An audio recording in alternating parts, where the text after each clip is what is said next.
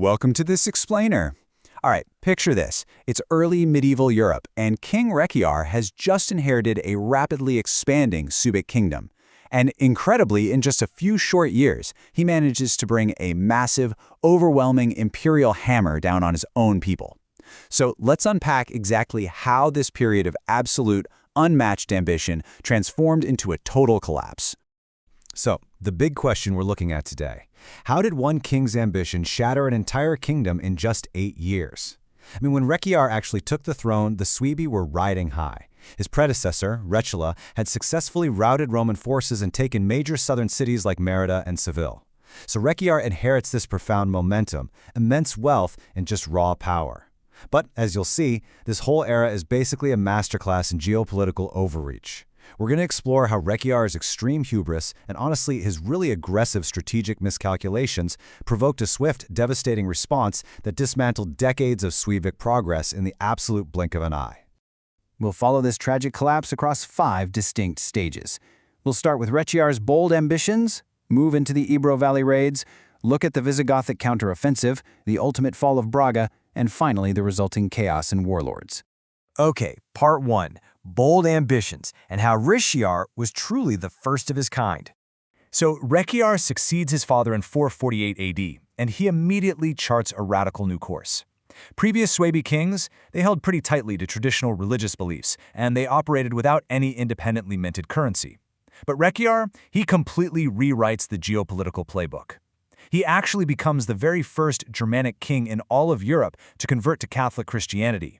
And on top of that, he begins minting coins in his own name. Now you have to understand, this wasn't merely an administrative update. This was a direct, literal challenge to Roman hegemony. By asserting his own independent religious and economic authority, Rechiar isn't acting like some subordinate foederati warlord anymore. He is deliberately positioning himself as a legitimate, sovereign peer to the emperor himself. Moving on to Part 2, the Ebro Valley raids. Basically, a heist gone totally wrong. Now, in 449 AD, Rechiar executes a major diplomatic play.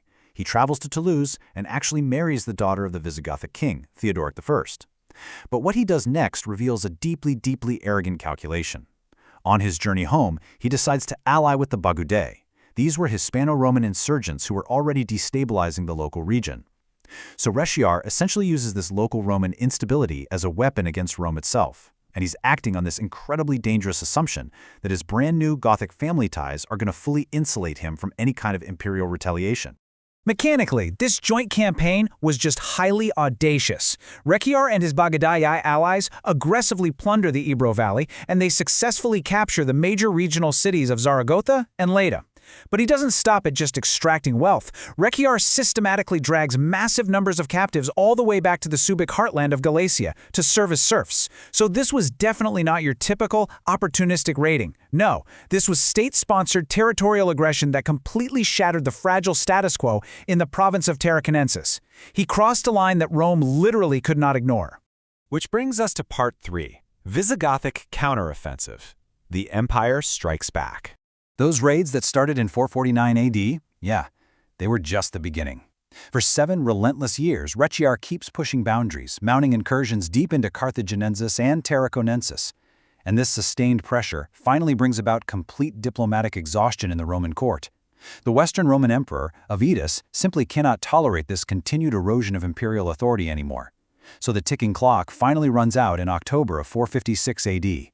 Diplomatic channels are officially closed, Roman patience is entirely spent, and the stage is set for a massive showdown at the Battle of the Orbigo River near Astorga.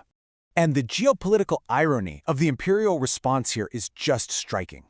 Under Emperor Avitus's direct orders, Visigothic King Theodoric II, who, remember, is Rechiar's own brother-in-law, marches over the Pyrenees Mountains to deliver the fatal blow. Theodoric commands this massive, terrifying coalition of Goths, Franks, and Burgundians. This was not some minor border skirmish or a small punitive expedition. No, this was the full, terrifying weight of Rome's federate system deliberately turning inwards to amputate a rogue limb that had just grown too dangerous. Here is Part 4, the fall of Braga and the crushing defeat that followed. The clash at the Orbigo River was an absolute slaughter. It resulted in the decisive and immediate crushing of the Suevic forces. Hundreds of soldiers were decimated or captured right there on the field. Rechiar. He attempts to flee, but he is relentlessly pursued all the way to Porto, where he's captured and then executed in December of 456. The invading coalition then marches straight on the Suebic capital of Braga. The city is brutally sacked, and those Catholic churches that Rechiar had so prominently championed burned straight to the ground. Decades of deliberate Suebic expansion and state building were entirely vaporized in a matter of months. And finally, Part 5, Chaos and Warlords, where the kingdom fully fractures. With the king dead and the central army completely destroyed, a massive power vacuum instantly shatters the unified kingdom right along the Minho River. You get these rival warlords, Muldras, Frumar, Framta, and Rishimund, plunging the region into a frantic multi-faction civil war. The localized anarchy becomes so dense, so chaotic, that Roman Emperor Majorian actually has to personally intervene in 459 AD. He launches a campaign alongside his Visigothic allies to recapture key cities like Lugo and Santarém. But you know what? Even direct imperial intervention couldn't permanently stabilize the territory. Just 1 year later, Rishimund strikes back, recaptures Lugo, and actually murders the Roman officials stationed there. Richamont subsequently makes the walled city of Lugo his northern base of operations. And the historical contrast here is just staggering. Think about it. Just a decade prior, the Suebi were confidently sweeping across the Ebro Valley. They were united under this pioneering king who minted his own royal coinage and dealt directly with the Visigothic court as an absolute equal. Now, they were reduced to violent, squabbling factions clinging to the walls of individual cities, fighting desperately over the mere scraps of a broken state. Rechiar really tried to take it all, and in doing so, he lost absolutely everything, plunging his own people into a devastating civil war. It leaves us with a pretty heavy question. When a rising power pushes too far, does the resulting chaos hurt the empire, or just the ambitious king?